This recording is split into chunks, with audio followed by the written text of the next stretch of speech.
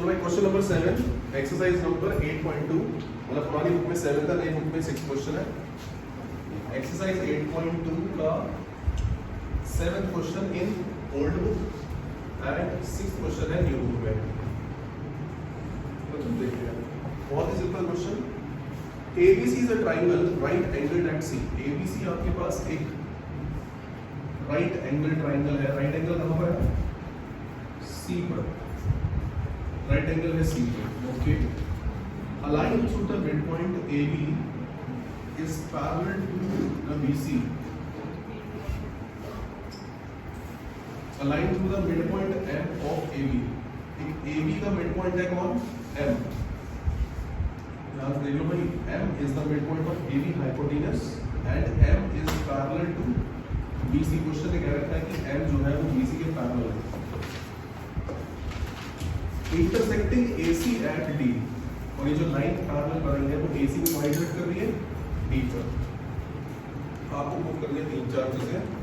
तो गिवन में आपको दे रखा है, गिवन में ABC is a right triangle, is a right triangle जिसमें एंगल सी कितना दे रखा है? 90 डिग्री। इसके साथ साथ क्या दे रखा है?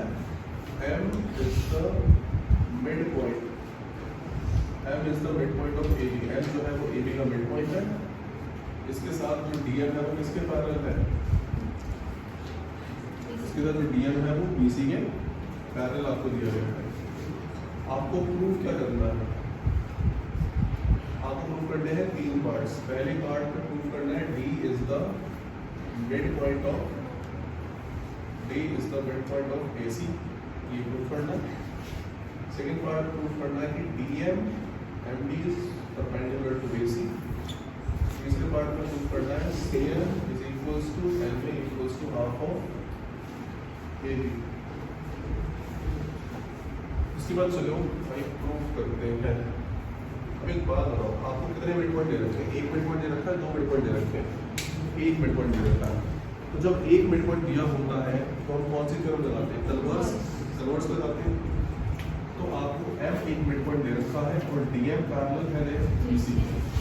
तो देखना है आपको लिखना है in triangle ABC M is the midpoint of M किसका midpoint है? AB का। M is the midpoint of AB and MD is parallel to BC। MD BC के पैरेलल है। जब एक लाइन के मिडपॉइंट से पास होती है और दूसरी साइड के पैरेलल होती है, वो तीसरी साइड को क्या करती है? बाइसेक्ट करती है, मिडपॉइंट बनाती है। और लिखेंगे by converse of midpoint theorem. By converse of midpoint theorem, D is the midpoint of AC। ये पहला पॉइंट हमने प्रूव कर दिया। ठीक है।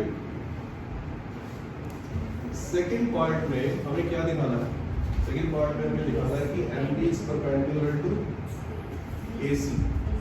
तो एक लॉजिकल से बात बताओ, जब DM CB के पैरेलल दिया हुआ है तो ऑल्टरनेट एंगल इक्वल नहीं होंगे, तो ये भी 90 हो जाएगा। तो आप देखोगे कि DM किसके पैरेलल दे रखा है? CB के पैरेलल दे रखा है।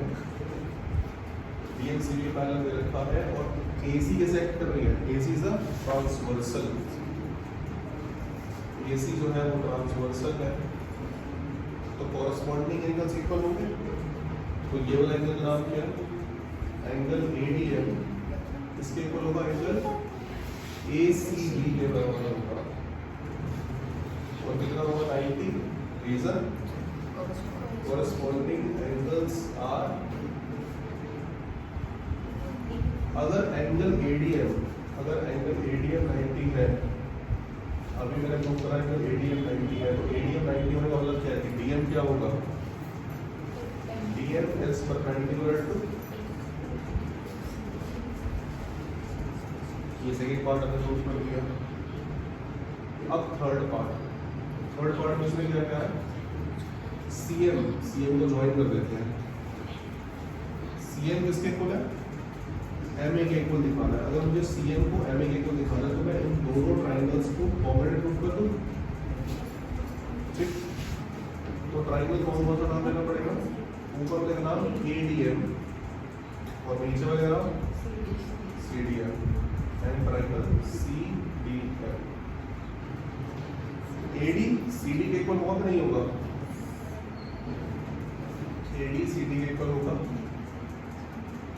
AD CD के इक्वल क्यों होगा,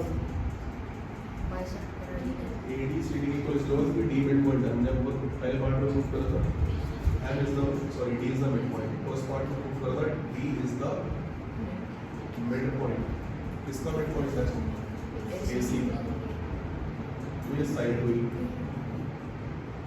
एंगल ADM कितना है 90, एंगल CDM कितना है, ईच 90 डिग्री हो जाएगा,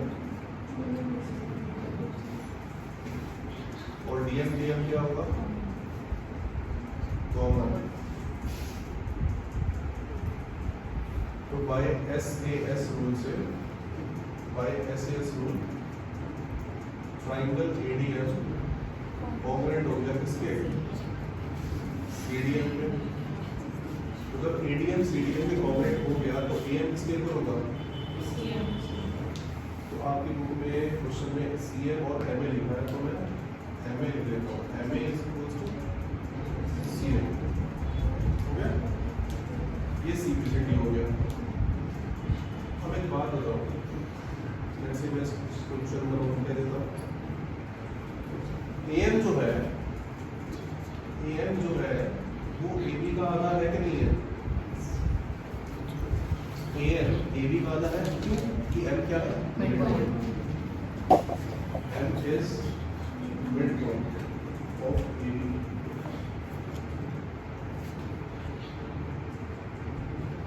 आप क्वेश्चन में MA लिखा तो मैं MA लिख देता हूँ, MA इसके बराबर है और MA इसके बराबर है, तो ये आप सब कुछ आपस में बराबर होगा, MA इसके इक्वल भी है, MA इसके इक्वल भी है, तो from equation number 1 and equation number 2 MA equals to CM equals to half of AB, ये आपको प्रूफ करना है, ठीक है।